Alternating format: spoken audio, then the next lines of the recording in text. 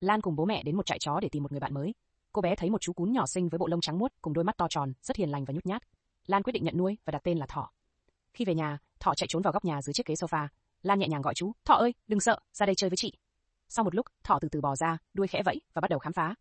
Thỏ đi loanh quanh khắp phòng, ngửi mọi thứ, mắt long lanh đầy hiếu kỳ. Sau vài ngày, Thỏ đã quen thuộc với ngôi nhà và Lan, cả hai trở thành đôi bạn thân. Mỗi buổi chiều, Lan dẫn Thỏ ra vườn chơi, cùng nhau chạy nhảy trên bãi cỏ xanh. Lan cười vang, còn Thỏ vẫy đuôi chạy lon ton theo. Tình bạn của họ ngày càng gắn bó, khiến Lan lúc nào cũng cảm thấy vui vẻ và hạnh phúc.